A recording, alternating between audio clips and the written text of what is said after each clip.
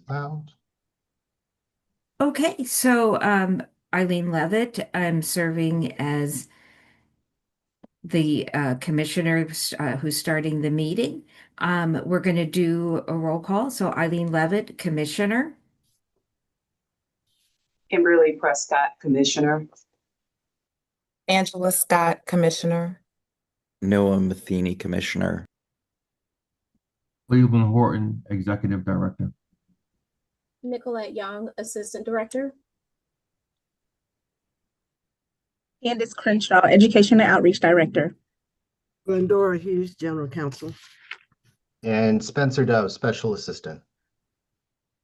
Okay, Alicia. so this calls the meeting to order. Do we have any members of the public in attendance? We do not. I do not see any, nor are there any in the waiting room. The waiting room. Okay, so chairperson's report. Obviously, we're going to come back to that. And then we will start with staff reports. Cleveland, it's all yours. No problem. Thank you, Commissioner Levitt. Good morning, everybody. Hopefully everybody is off to a great week. At least the weather has changed. So we're kind of out of the snow and ice, getting a little warmer weather, at least for the time being anyway. So hopefully everybody's getting some time to get outside and enjoy the nice weather. I am actually currently at the National Forum for Blacks in Public Administration. Part of the key topics in this session is around AI and how AI is being implemented within the government sector.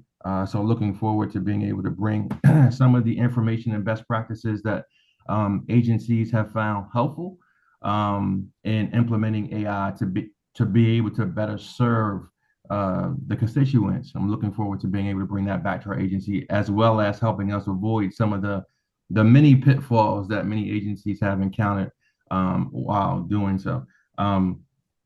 We continue to monitor the federal landscape as it pertains to the regression of civil rights and civil rights protections.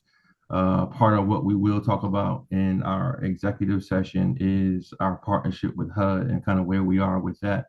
On the EEOC side, our staff continues to progress and move forward with fulfilling our EEOC contract. We will restart the case processing reports next month.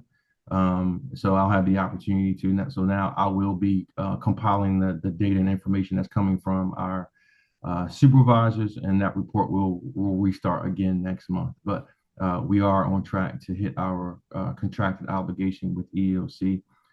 So kudos to our employment units who continue to kind of pivot as needed, fill in the gaps where needed to make sure that we are continuously being able to satisfy our federal obligations, especially on the EEOC side. So I think, just as we continue to monitor this kind of uncertain environment, this ever-changing environment, it has always been important for us to continue to let our citizens of our great state know that we are still here to protect their rights. So I do want to again give a shout out to our Education and Outreach Department, who has done a great job in getting our message out, our word out. We continue to have events all the time. I'm amazed that such a small group of people can have such a large impact on the events that we do. So they have truly kind of changed the face of our agency and kind of what we look like externally. And we are beginning to see that pay dividends, whether it's the asks that are being made of our agency to speak on certain topics or participate in certain forums. So again, a lot of that is due to the work that our Education Outreach Department has done to get us out in the public more often. Part of my priority when being appointed is to make sure that we kind of get ourselves out from within these four walls and back into the community where we belong, listening to the community and being able to respond directly to the needs of the community. And we would not be able to do that without the great folks that we have within our Education Outreach Department. So we definitely want to lift them up for the great work that they've been doing. So I just wanted to highlight that. And with that, if there are any questions for me, I look forward to answering them at this time.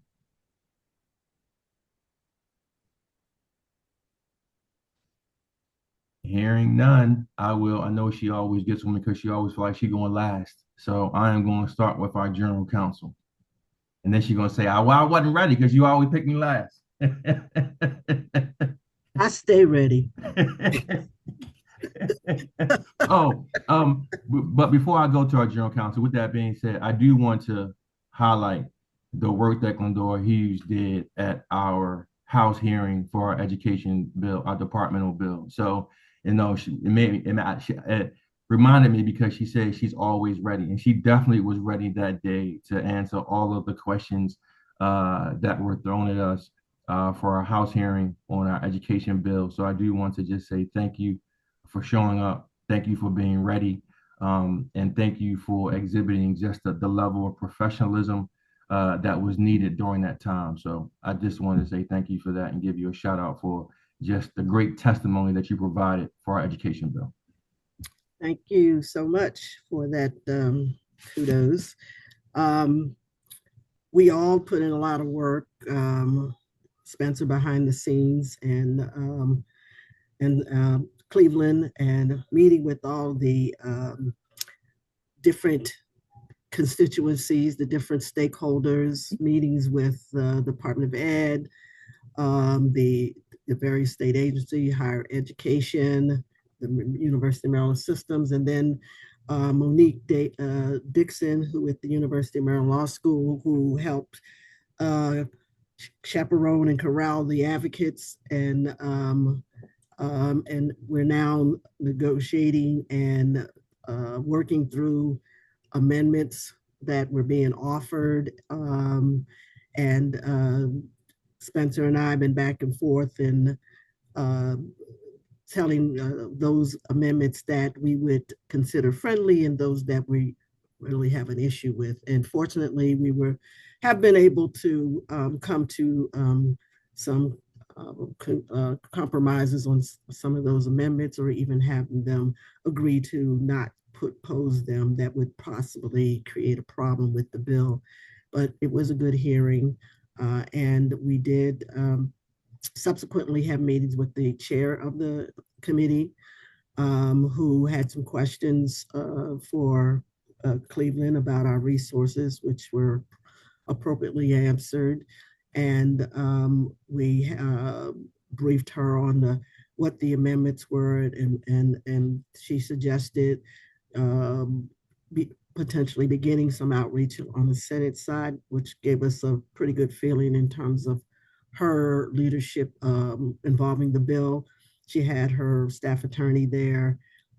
So we're waiting to see when it goes to the subcommittee, and we, let her know that we'd be available to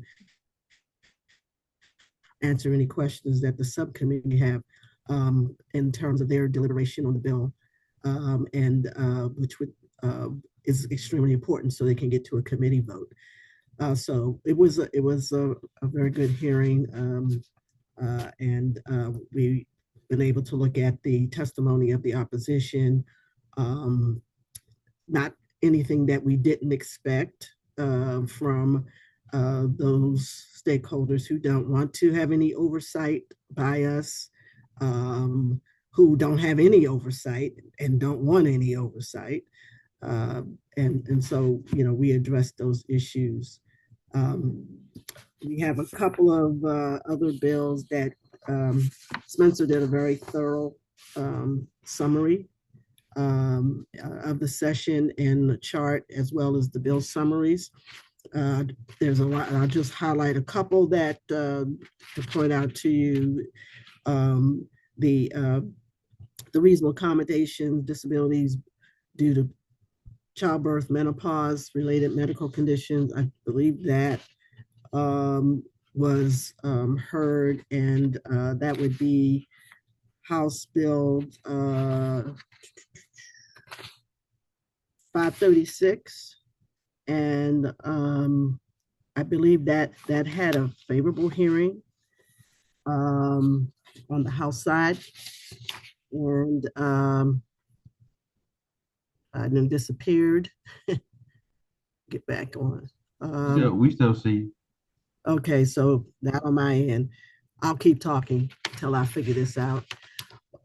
So that was completed, and There is a couple other bills that we're watching, the disparate impact bill, which we'll discuss when we go into executive session, that has a part to do with our HUD contract and issues. And then there is the one other bill that we sort of are keeping track of. Particularly one deals with the House Senate Bill 626 certifications, certificates of birth, licensing, identification cards. But the bill summary is very thorough, and it should give you an idea where things are and what we are monitoring on behalf of the agency. As far as my report, two things.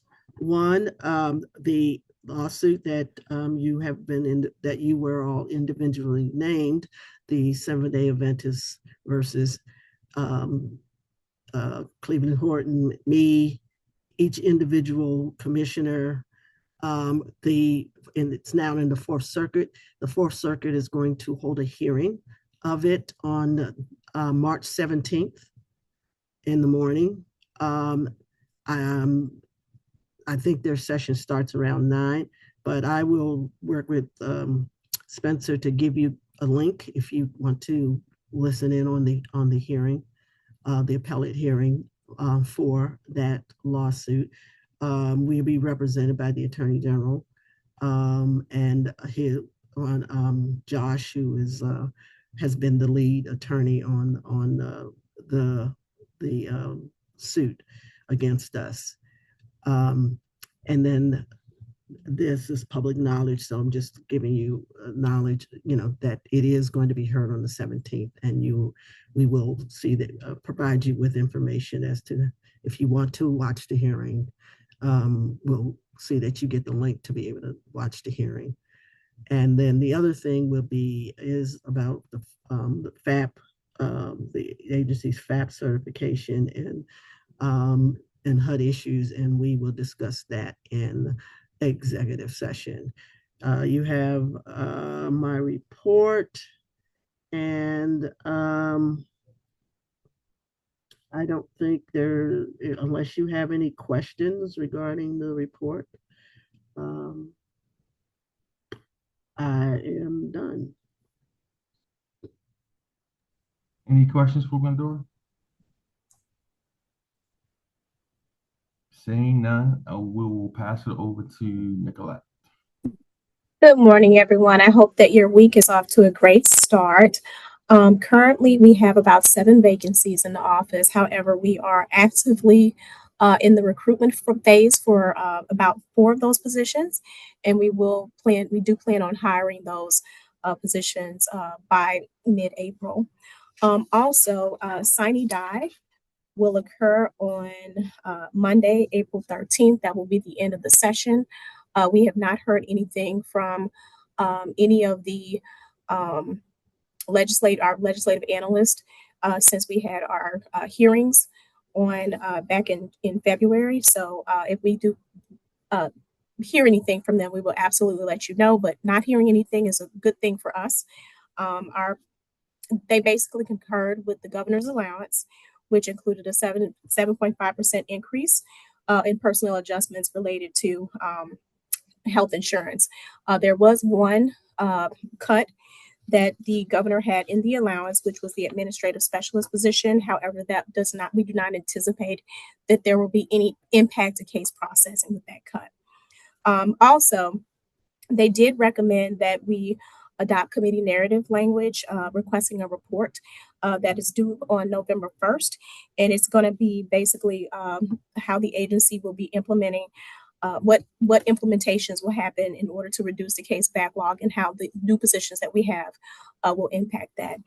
Outside of that, I don't really have a lot else to report. And if you have any questions at this time, I'd be happy to answer any that you have.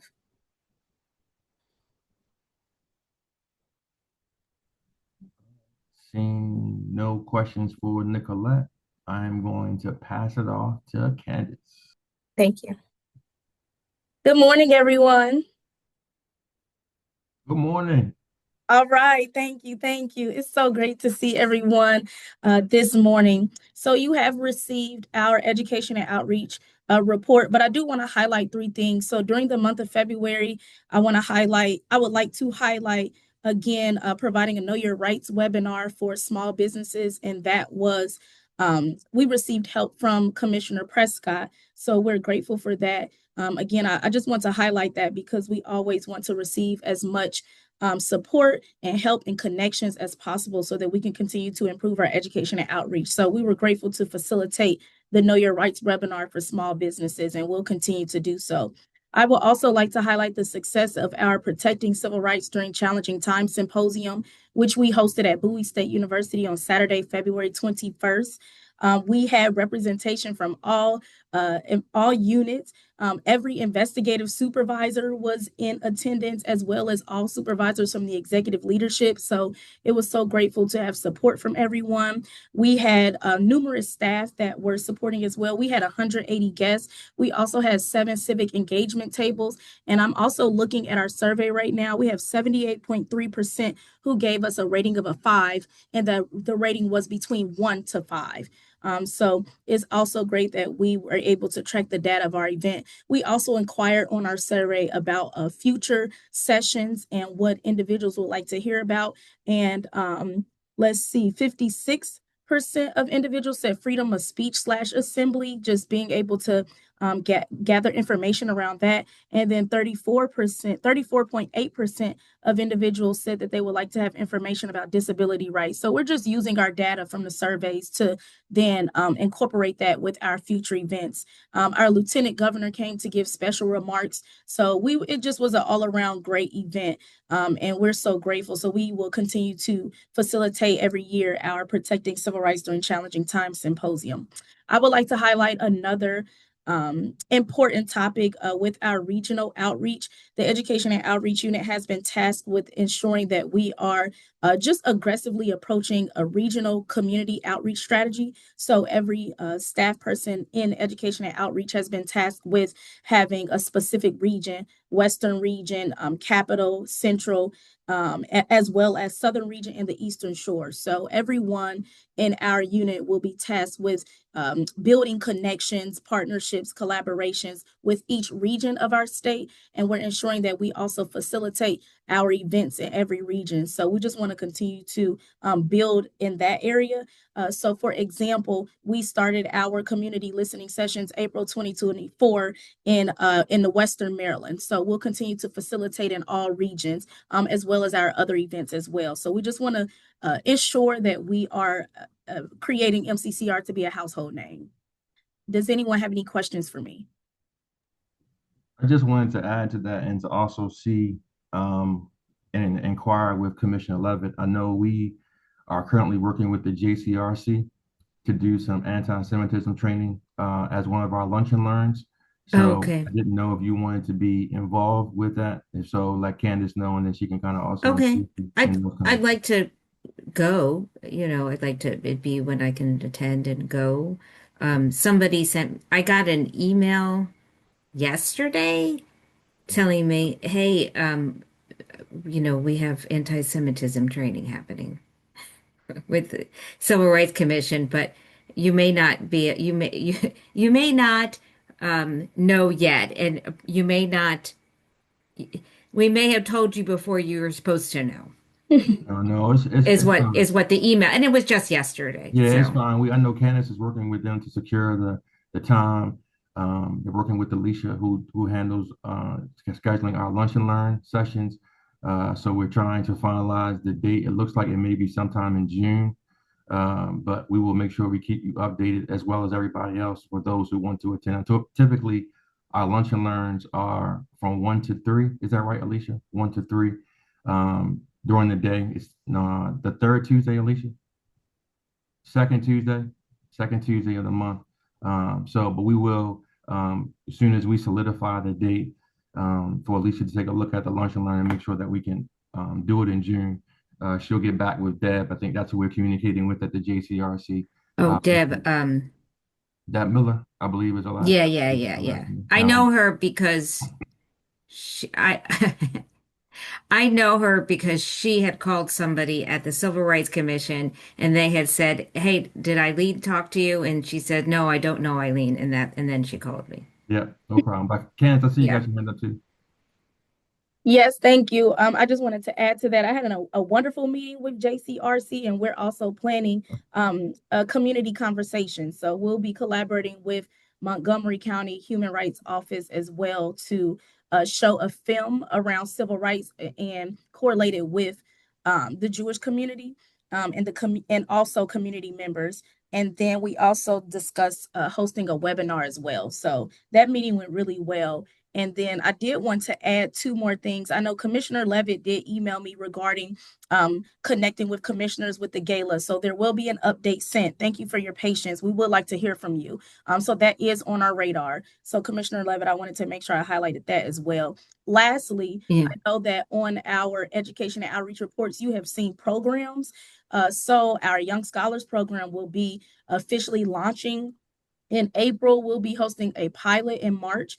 And but we have collaborated with Baltimore School for Young Women. My apologies, Baltimore School for Young Women, as well as Boys and Girls Clubs of Annapolis and Anne Arundel County. These are the two locations because we wanted to start with locations where we know they already have the youth, so that we can go ahead and facilitate. But in the meantime, we are building collaborations and connections with other locations so that we can spread awareness. And with our Civil Rights Leadership Program, we currently have a strong partnership with Frostburg State University. So our first cohort of 2026 with our Civil Rights Leadership Program will be with Frostburg State University as well. So I just wanted to provide that update, and that is all.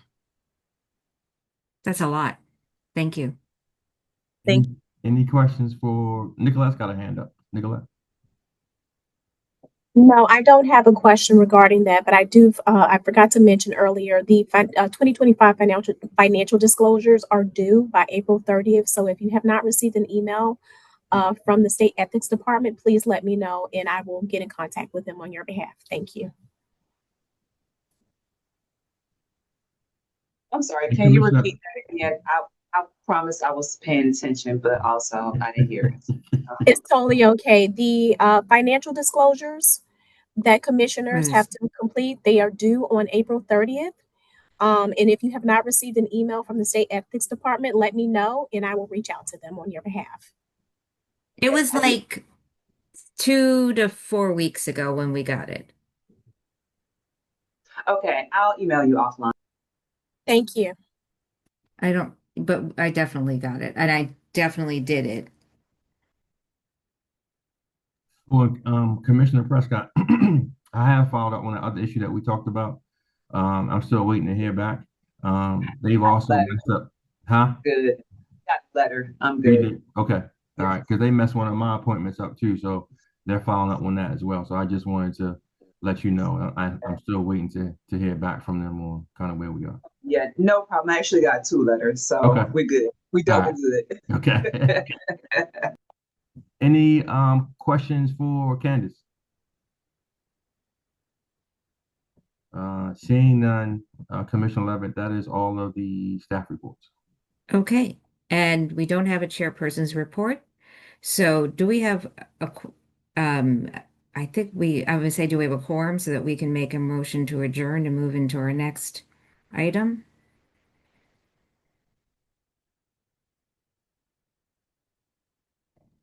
I only see, Four. Only see four four. commissioners. Well, regardless, we need to. Does that mean we can't adjourn? We got to stay here forever? Regardless, we Stop. have to adjourn and stop. Regardless, we have to adjourn Yep. and stop recording and move into the next item. So hopefully everybody else will have a great day. But Spencer, can you move us into executive session? Yeah, I can do that. Just before we move, I did want to point out that we did have a member of the public join us, Ms. Tanya Jones Austin. Commissioner Levitt, I didn't know if you wanted to provide her an opportunity to speak. Oh, I'm sorry. I didn't see that. Thank you. Before we politely ask her to please leave. Yes. So, welcome, member of the public. Please introduce yourself, and if there is anything anything you wish to tell us about yourself?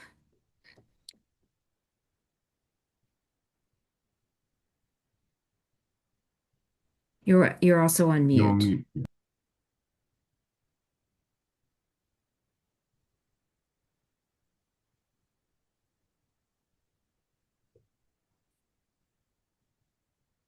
Okay. I'm gonna say, Miss Jones Austin, did you want to introduce yourself and take yourself off of mute and introduce yourself?